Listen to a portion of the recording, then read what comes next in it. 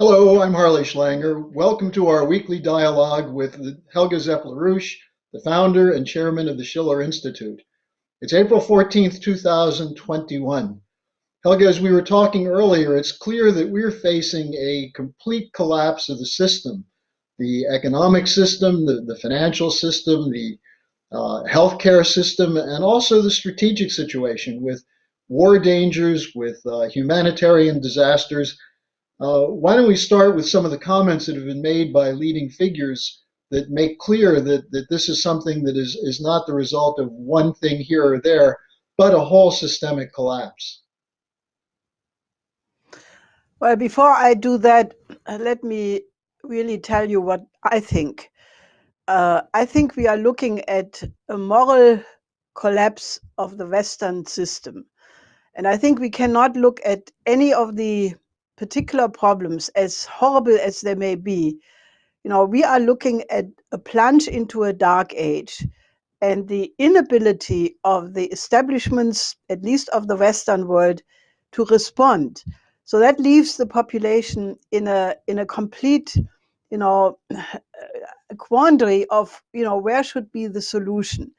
And I think I want to say emphatically there is a solution, but it does require a complete activation of the population, and there has to be a recognition that this is a moral collapse of our Western world. Now, coming to what these different elements are, I think we have an immediate danger of the situation over the Ukraine escalating into a potential world war. We have an unbelievable genocide going on in Southwest Asia, Syria, Yemen. The pandemic is out of control. And it is the combination of all of these things which is so absolutely requiring of a completely new paradigm of thinking. Now that is sinking in the minds of an amazing number of people, as you mentioned, and one of them is the UN General Secretary uh, Antonio Guterres, who just said exactly that. He says that the response to all of these crises, but especially the COVID crisis, is going completely in the wrong direction, and that all of these things require a completely new paradigm in thinking. With other words, if you just keep doing what has been done in the last years, or in the last year, in the case of the pandemic, it will not be sufficient. You have to rethink the whole situation. Now, also, Colonel Donald McGregor, who is the former advisor of Miller, the last defense secretary of the Trump administration, he said that if the war between the United States and Russia over Ukraine would happen, it could go into a complete disaster. It could lead to world war. But he also said that the United States would lose such a war. Maybe the whole planet would lose, but the US would lose for sure. And it would show to the whole world the fragility of the US system. Now, that has been also echoed by other officials from the World Health Organization, who warn that 16 months into the pandemic, we are at a spot we really don't want to be, because you have what they call an inferno in Brazil. You have a out of control situation in many European countries, emphatically in Germany, and naturally, India is now replacing even Brazil as the number 2 in terms of the number of infections. And that is just the tip of the iceberg, because the many countries don't even have a system where tests are being made, so you don't know what the actual number is. But I think if you look at the totality of this, if people don't wake up and understand that we need a change of the system, that we have to have a system of governance where countries, especially major countries of the world, are working together to address these problems, this may be a road with no return. I think this was the words of John Paul II. I think it was in the context of the Iraq war, where he said that if mankind goes this way, this will lead to a plunge into the abyss without return. And I'm emphatically crying out to the world, saying that we have to have a change in attitude. There has to be a mobilization of ordinary citizens, putting pressure on the governments to change course, or we will end up in a disaster. And this is best seen by the fact that there are very, very few people who are reflecting on this bigger picture. There are a few people here and there that bring up specific points. But one person you mentioned earlier is Tulsi Gabbard, who's been speaking out. What was she saying?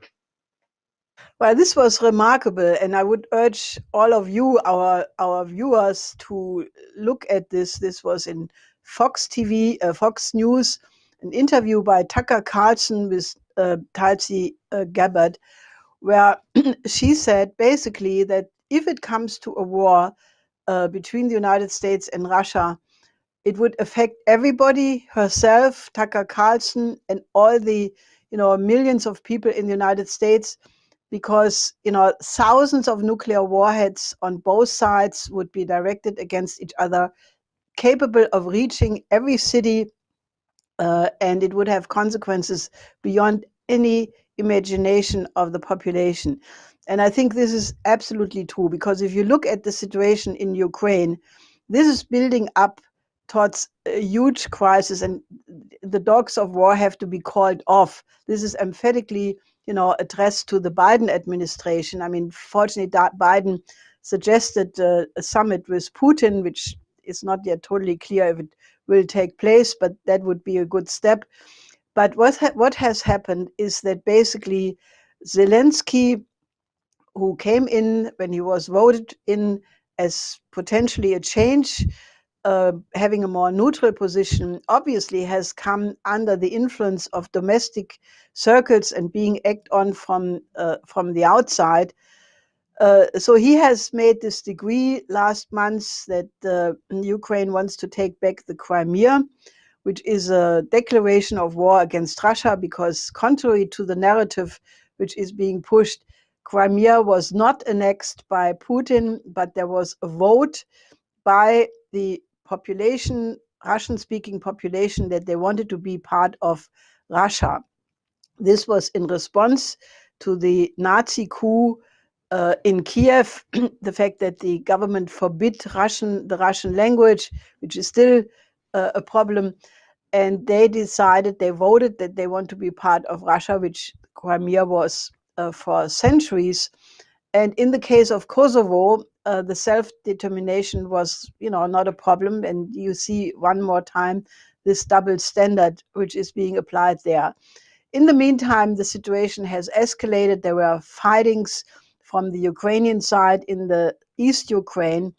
And, it is true that there are Russian troops massing at the Ukrainian border. This is being played up big by the media, by NATO, by the European governments. But what nobody is saying is that a much larger number of NATO troops are being amassed on the other side. And this, among other things, is part of a maneuver which is being going on right now, and which will go on until May. It's called Defender Europe 2021.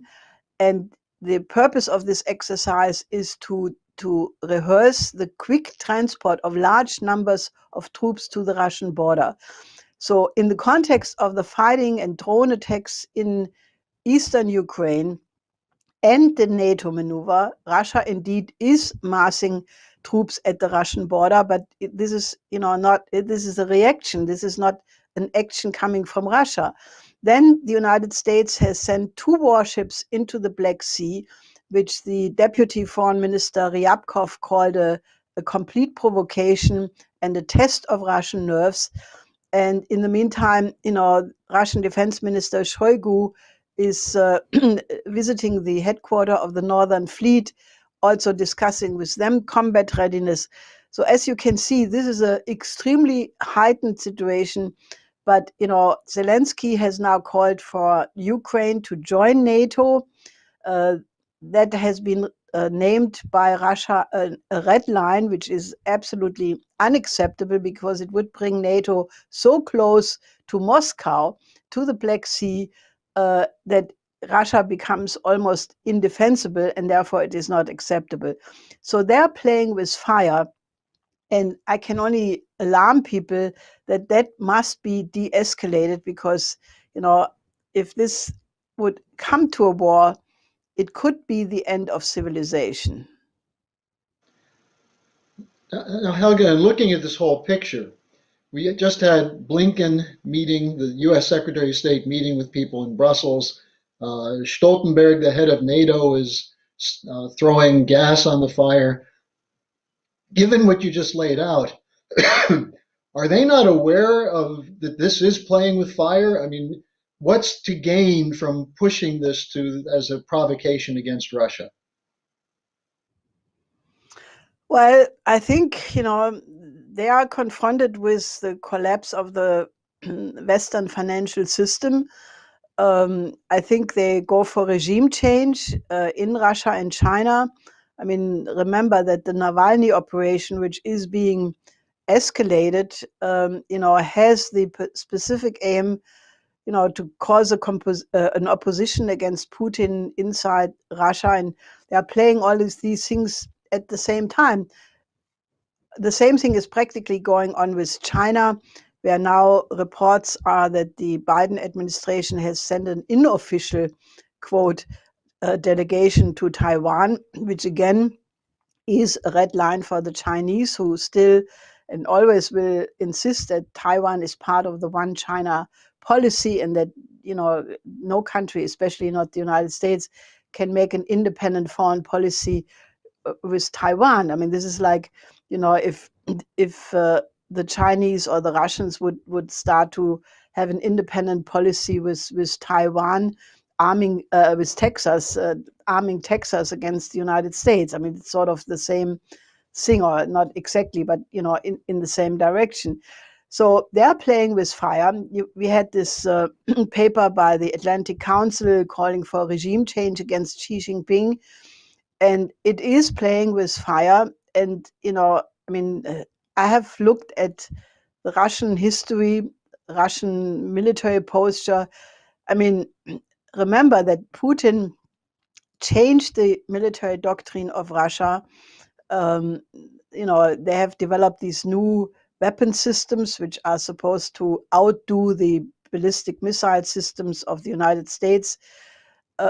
Also, there is a clause in the Russian military doctrine which says that if the Russian state has to be concerned that the existence of Russia is at stake, even if there would be an attack only with conventional weapons, Russia takes the right to use nuclear weapons first to protect the integrity of the Russian state. Now, that is a deterrence, but that shows you how absolutely close we are to things completely going wrong. And I think that there are some people, who think you can win a limited nuclear war, a war in Europe. And the Europeans are so stupid that they don't even get that AKK, the German defense minister, when Austin said there will be 500 more soldiers being put into Wiesbaden, she said, "Oh, this is so wonderful." I don't know what's wonderful about that. That just makes Germany a bigger target. I think this is insanity and it must stop. Now, and speaking of regime change, we have the horrendous situation that's being imposed on Syria with the sanctions, the Caesar sanctions. I just want to read a quote from James Jeffries, who is the special envoy for Syrian engagement. He served that under Trump, and I think he's still there under Biden. But when the act was passed last June, he said that the purpose of the law is not regime change. But then he said it's to make it clear to anyone who wants to rebuild Assad's Syria that that cannot happen without Caesar sanctions, that any country that tries to do that will be a target for sanctions until we get a government in Syria that carries out U.S. demands with, quote, real eagerness, unquote. That's regime change, isn't it? Well, I want to respond to a very urgent call by the Catholic Cardinal Zenari from Syria.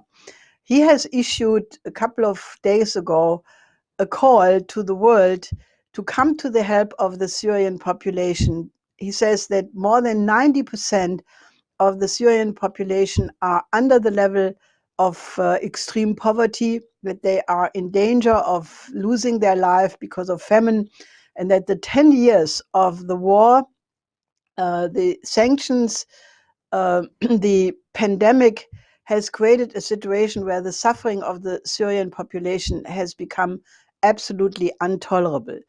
And I want to ask all of you, our viewers, also to watch a documentary which has been produced by the head of the World Food Programme, David Beasley, in which he has a 40-minute documentary, which is extremely difficult to watch, but I want you to watch it because, it shows that Yemen, which is practically, in the similar situation like Syria, that children are dying, and Beasley said that they were dying in front of his eyes in the hospital, and he couldn't do anything about it because there were no materials to change it.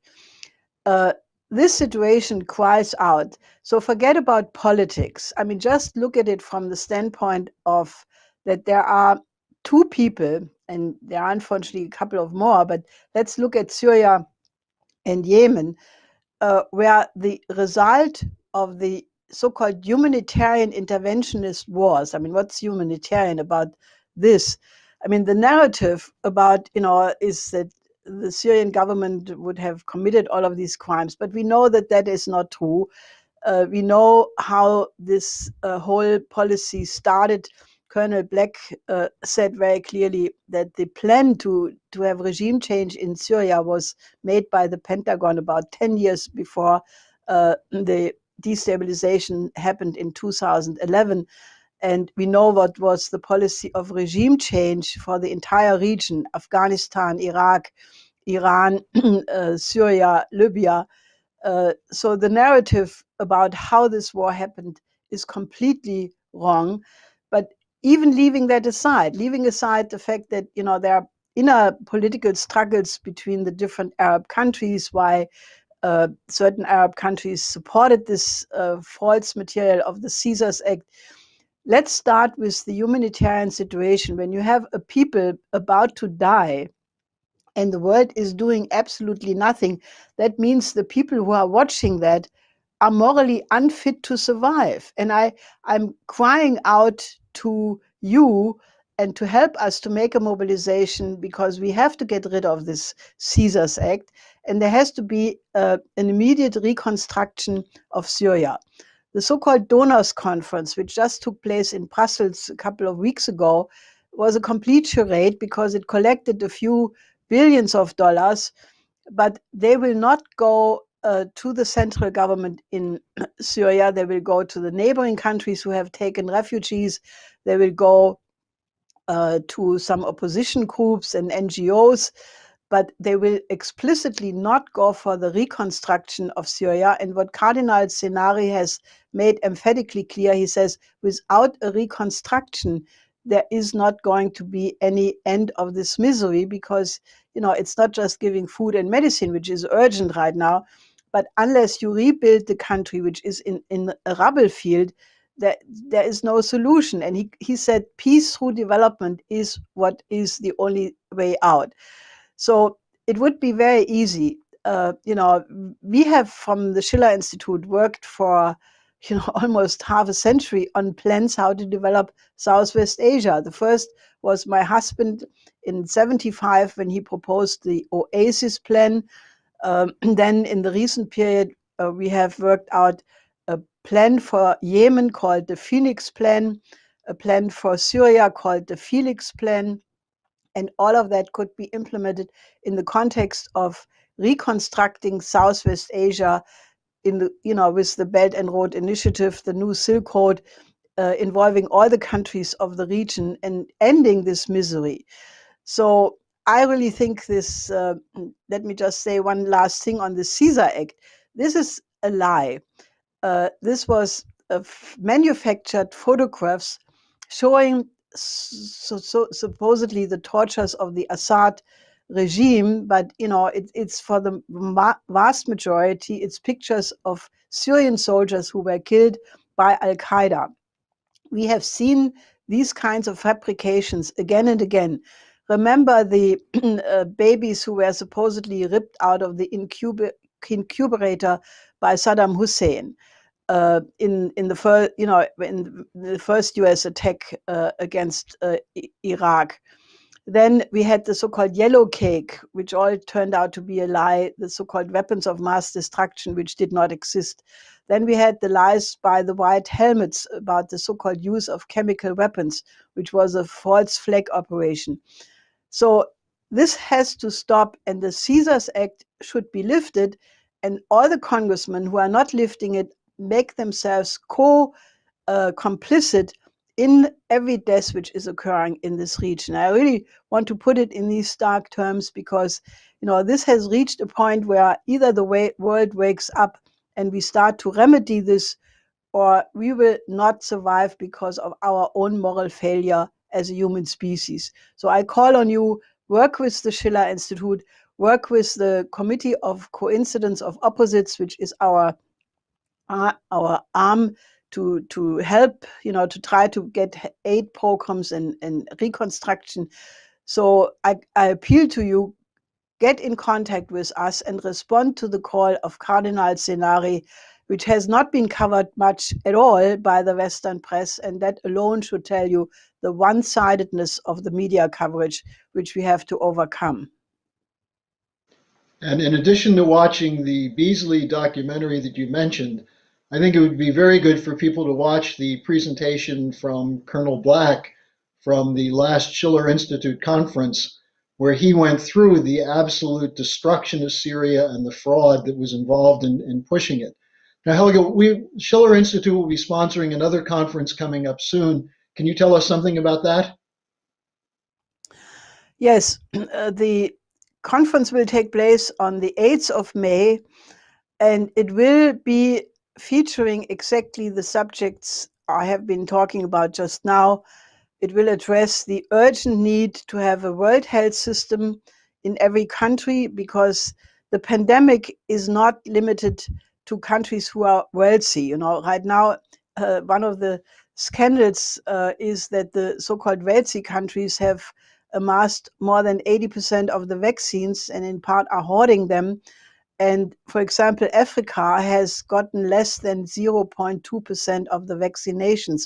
Now, the pandemic, you know, uh, if you have variants, new strains, as we see in the so-called Inferno Brazil, these strains are much more infectious, much more aggressive. They affect more young people. I mean, this pandemic can really lead to a complete collapse, because if these strains develop more quickly, then the vaccines can be developed to counter it. The new strains can make the earlier vaccinations obsolete. So that has to be addressed, and the only way to address it is we need to have a modern health system in every single country.